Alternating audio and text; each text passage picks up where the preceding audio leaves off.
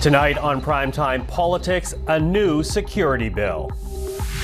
When more work needs to be done on a particular bill, you retreat and you come back.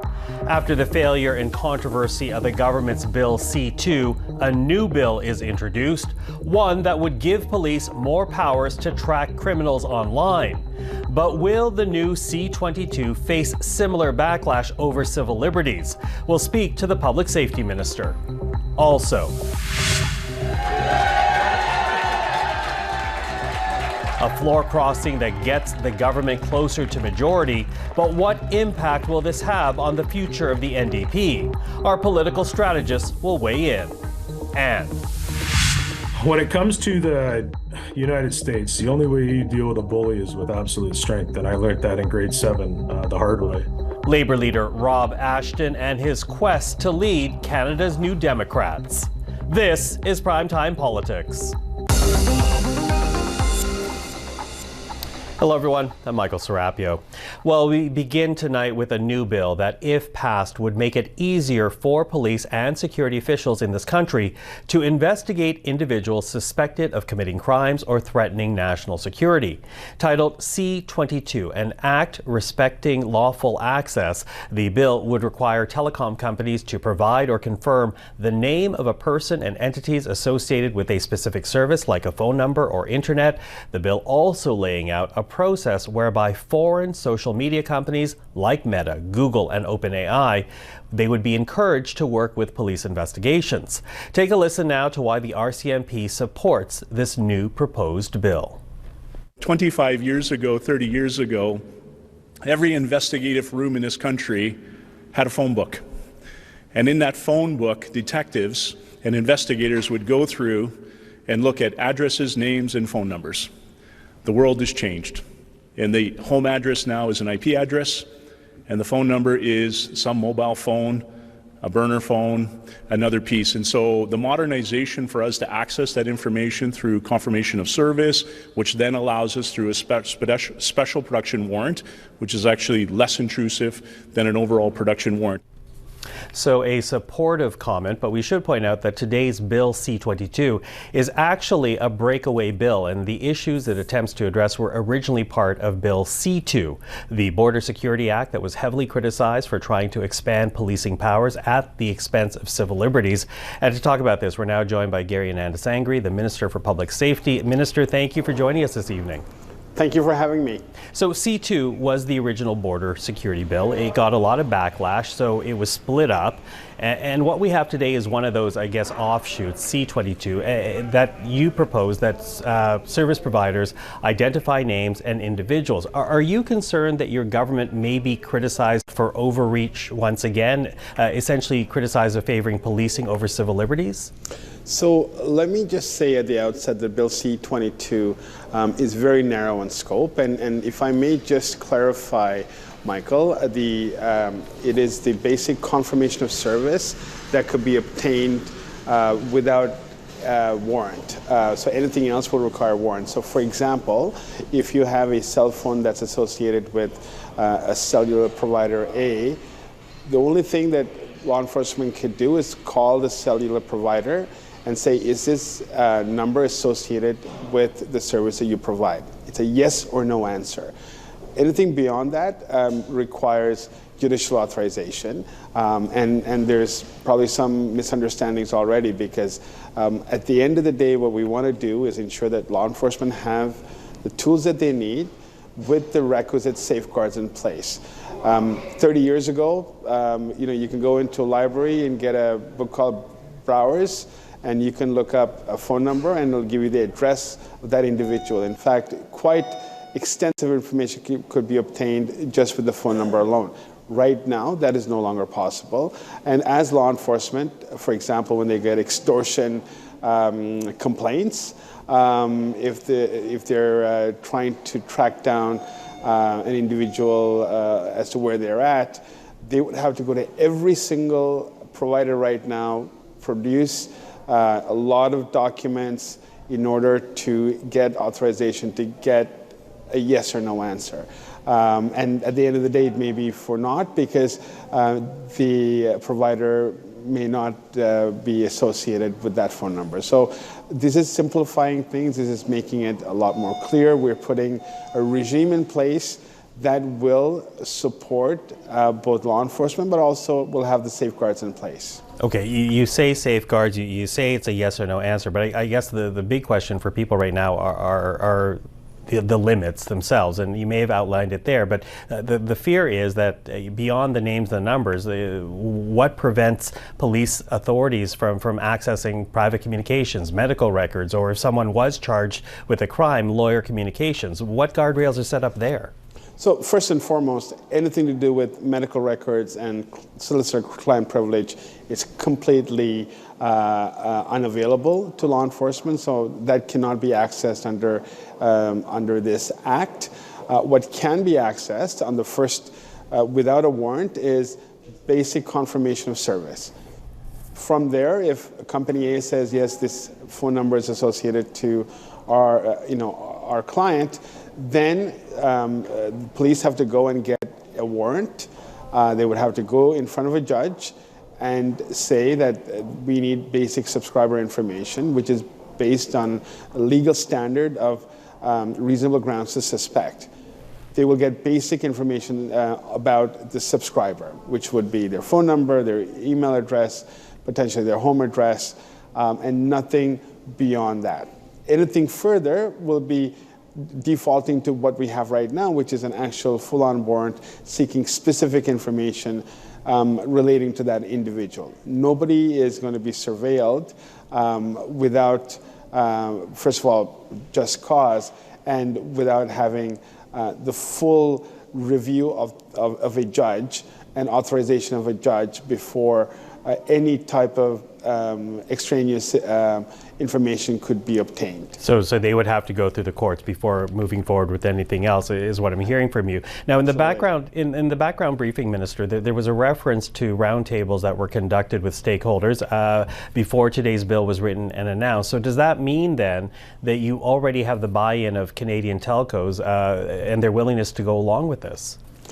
Look, we've had conversations. So former minister from British Columbia, Murray Rankin, who's also a former MP and who was also part of our NCERA, was tasked to mediate between law enforcement, telecommunication industry experts, civil society, academics, and those who are working on these critical issues. They were difficult conversations because everybody's approaching this from a very different perspective. But at the end of the day, we wanted to make sure that we have some basic understanding of what the limits of this law could be, and the advice that was given to me based on the number of a fair number of mediation sessions that Minister Rankin put together was this bill. Not all of it was from there, but the substantive portions of the bill come directly from Murray Rankin's work. A lot of it also has been transferred over from the original piece of legislation in C2. But the safeguards, for example, a 3-year review is in place, strict exclusion of medical and legal solicitor-client privilege as a direct exclusion, confining the definition of service provider to electronic service providers as opposed to, let's say, a hotel or a car rental agency or an airline. It really has been confined to a very narrow scope of what law enforcement has been asking for. They've asked for expanded powers. Sorry to interrupt. Are you concerned then about industry pushback? Look, I am absolutely certain that we have done the consultations. It is not everybody will be 100% happy. What I told the parties when I met with them is that everybody will have to have a little bit of water in their wine. So this is certainly, doesn't have 100% buy-in. It has substantive buy-in Everybody's approaching this from completely opposite directions, but I think we were able to build an element of consensus that we didn't have when we started Bill C-2. Mm-hmm. Listen, Minister, I have less than a minute, but I think it's probably worthwhile to hear it from your lips. We heard it from the RCMP. Why, as the Public Safety Minister, do you think this legislation is needed? Look, the nature of technology is changing. Technology that we didn't even have a year ago, we know exists today that can have significant harm on individuals. Social media networks, video games that placate like real life situations, cellular service, and internet service providers, as well as a range of apps can have a significant impact on an investigation. It is no longer about going door to door to door when an incident happens. It's about tracking, okay, who did this person talk to? Who did this person, what kind of text message did they get? Did they get any threats? Did they get any online bullying? A range of real life circumstances that didn't exist 10, 20, 30 years ago. And that's exactly why we need this process and measure in place now. More importantly, technology is evolving at a pace and at a scale that none of us can predict. And these measures, I think, is at a very minimum the set of tools that law enforcement need for today.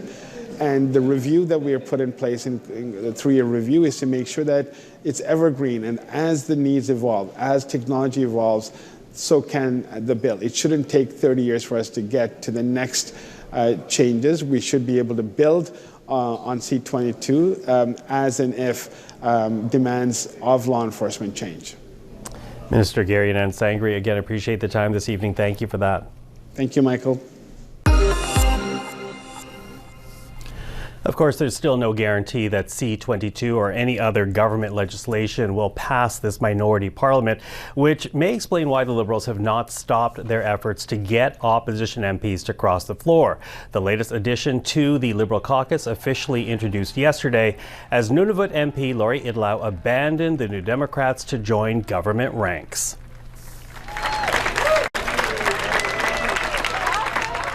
Well, to talk about this development, we're now joined by our political strategist. Susan Smith is a Liberal strategist, co-founder and principal with Blue Sky Strategy Group, and Cole Hogan is a Conservative strategist. Hello to you both. Hello. Michael. So, before we begin, I want to acknowledge the fact that George Sewell, our regular NDP strategist, is not here today, which is a shame because we're obviously going to talk about the NDP with Lori Idlout. But, when she talked about her decision to cross over to the Liberal ranks, she essentially said she wanted to do more for her constituents. Mm-hmm. We've heard something similar from the Conservatives, sorry Cole, who crossed over to the Liberals in the past few months. But how true is that? I mean, I do wonder, can you do more as a backbencher in government than you could as an opposition MP when, at least in opposition, you can openly be critical of the government? You can do a lot more. I mean, by the mere fact that you're in caucus or you're in the side of the lobby where the ministers and your colleagues are, you also can help the government do more from if the committees switch over from a majority perspective, but you have constant ability to reach out to those people and take the pulse and hear what's going on behind the scenes and discussions, etc. So I'm not surprised. I'm very happy Ms. Idlout joined. I'm not surprised. And Nunavut is very consensus-based from a population perspective. So I really do think when she says I'm really reflecting on what my constituents wanted and how she can help. I mean, the government's committed to the Inuit Nunangat University. There's commitments to food and school programs for Inuit children in the North. And then there's the massive investment in the North that's going to come through defense and security and sovereignty. And so I think she feels she has a better voice at the table by being inside than trying to knock on the door outside. She's allowed to open the door and walk in the room now, and I think that makes a big difference. I'm not surprised at all. She voted in support of the budget for those reasons, and she's the one MP I actually did think would still cross. I'm delighted that Mr. Genereux is there and Mr. Ma is there and Mr. D'Entremont's there. I hope more come. They're all welcome. Come on in. But it was a nice development for the Prime Minister this week. Cole, what do you think? Can you do more as a backbencher than you can as an opposition MP? Yeah, absolutely. I think Susan's very much right on that point. But I think with Lori Idlout, just like the Conservative floor crossers, I think the main motivating principle here is not political principle, but the fact that they can get into government sooner than later. In the case of Lori Idlout, is you can get into government at all instead of never. So with the NDP, I'm sure that was part of the conversation that Liberals in their ongoing campaign to get floor crossers are having with people like Lori Idlout, especially in the NDP, to say, hey, you can do a lot more in government with us, even in the backbenches, than you can do in the NDP, and that's accurate. But I think what's different here, well, one, there's probably the fact that there is some federal money being spent in her riding, probably sweeten the pot a little bit. But two, I think the downside for Mark Carney, even though there's not a lot of downside for accepting these floor crossers, but I think when Mark Carney parades them into the caucus room and they're all cheering, I think it looks like a political move and strategy that Mark Carney's not known for. I think his brand is non-political, and the more political stuff he does like this, I think it looks like not sportsmanlike. And I think over time, if Canadians come to see him as more of a political operator than the politician that they know him as, which is not really a politician, then I think that could possibly cause some long-term damage. I think any time there's been a floor crossing, the other party has always welcomed people in, whether it's been Conservative or Liberals. But Cole raises a point about why these people are motivated to leave. The other reason they're motivated to leave is I don't think they see themselves in the future of the party, or actually in the present and the future of the party. For Ms. Idlout, the NDP has gone from a minivan-sized party almost to a Honda Civic-sized party when it comes to seats in the House of Commons. And it's, we don't know what's going to happen in the leadership. She backed Avi Lewis, who's not Heather McPherson, her one caucus colleague. So she may not have a lot of legitimate confidence in the impact of the NDP going forward. For three Conservatives to cross the floor under Pierre Poilievre, it means they don't like his leadership style, and they don't like that how he listens or doesn't listen to caucus, and that they're more aligned with the kind of Canada and the approach, the constructive approach, and they've all said this, that Prime Minister Carney is taking. So yes, it's about doing the right thing for your constituents. It's also about, I really don't like how it's going where I am, and in particular I would think more Conservatives than NDP, but I don't like the way the leadership direction's going. I'm not seeing this ship turn at all. Okay, let me jump in there, because you do raise the fact that with her departure, Lori Idlout's departure, the NDP is a reduced caucus from an unofficial party at 7. They're now down to 6. Honda Civic, as you said, because Japanese car makers make more cars in Canada than any other car maker now. But anyway, they're down to 6, as you say. And if Alexandre Boulay jumps over to provincial politics, they'll be down to 5. I don't know how possible this is, but take off your partisan cap, if you will, for a second. Sure. Talk about the existential threat for any party to be at this point when you have dropped 12 seats in the last election and now down from unofficial 7 to unofficial 6, possibly 5. I think it's very difficult. I mean, the Conservatives faced it with Jean Charest and Elsie Wayne. They ended up merging and rebuilt themselves back. Although they did have a Conservative Senate to help them along. Yeah, they did. For the NDP, it really does make a difference, and especially where we are, I think, politically and geopolitically in this country. The level and types of conversations that we're having from a trade perspective, from a global positioning perspective, from a geopolitical perspective, those are the big conversations that the bigger parties really truly are having, and I think are seen as equipped and able to handle them. Also, in terms of being able to impact the dinner table or the kitchen table issues from affordability and other things, and the NDP are so far away from having the same kind of impact they did even in the previous minority parliament, that I do think it will make a big difference in the next election for them. And also their choice of leader. If there are some very interesting candidates, I will say with a smile, in the NDP leadership race. Some veer even more away from the mainstream type of things. And if this is where they land, that will be very existential for the party from a rebuilding perspective. Cool. Yeah, I think it's tough for the NDP, and I think under Jagmeet Singh's leadership, I think we saw some long-term damage done to the party where he brought them to this point of of only having 7 seats. And the federal NDP does not resemble their provincial cousins in terms of a more pragmatic approach to the energy sector at times. Your mileage may vary in certain provinces, but the federal NDP has been more based on university faculty lounge issues than they have actual, meat and potatoes, kitchen table, jobs type issues in Western Canada. And just look at the difference between someone like Avi Lewis and Wab Kinew. Like that's the difference for the NDP. And if they can peel themselves back to a more perhaps centrist position where they sound more moderate or sensible on issues like crime or addictions or drugs, these are the sort of issues that people are actually concerned with locally on the ground, and they're issues that someone like Wab Kinew speaks to. The federal NDP doesn't really have a place in that conversation, and they certainly don't, to Susan's point, on international affairs. So they need to do something to get up off of the mat and get back into the fight. Okay. Listen, as I said, George is not here to talk for the NDP, but yesterday I did sit down and speak with the great and amazing Anne McGrath, a former national director of the NDP, former chief of staff to the late Jack Layton. Take a listen to what she had to say about the predicament in which her party finds itself. We've been through tough times before, and I think particularly now, the voice of the NDP and the activism of the NDP is really necessary. The Mark Carney government is quite conservatively minded, and I don't think that's any secret. He's running the government like a business, and I'm sure that a lot of Canadians were very disappointed to see his support for an illegal war in an attempt to appease an out-of-control president. And so I think that, and there's just so many issues where the voice of progressives is missing now. And so I think that there will be there are opportunities for the NDP, particularly when we get our new leader in place.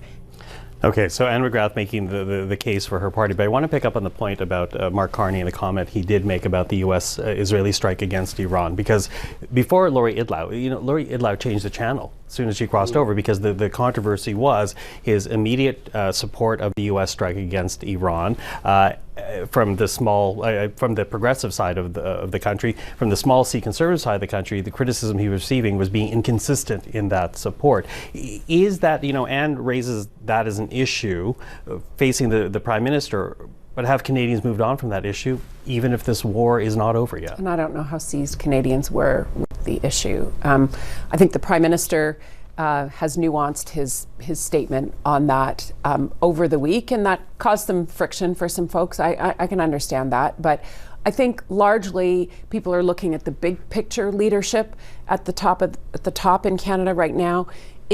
Do we have the person, in this case it's a guy, it's Mark Carney, do we have the guy who can help us deal with Trump, who can help us negotiate trade deals, who is recognized in rooms, can handle big, deep conversations, has foreign policy expertise, has finance expertise, and does not twitch off and spout slogans just when they get upset about something. They're actually rational and measured. And I think that's what Canadians are looking at right now, is that kind of big picture. And Mark Carney, based on even what the polls are showing, has been the guy for over a year, and the gap is even further between him and Mr. Poilievre in terms of people's confidence there.